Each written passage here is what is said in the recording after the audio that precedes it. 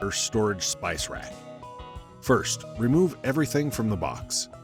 You should have the frame with 2 already assembled drawers, 2 loose drawers, and a small bag containing 4 screws and a screwdriver. Starting with the frame, slide out the drawers to find out which way they extend the furthest. Take one of the loose drawers and extend the slide in the direction it goes furthest and match it to the ones on the frame.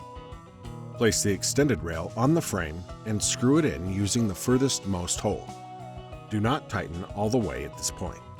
Slide the drawer back and screw in the other end. Repeat with the next drawer.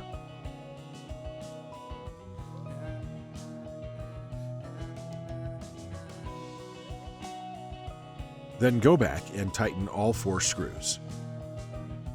You are now ready to start filling with spices.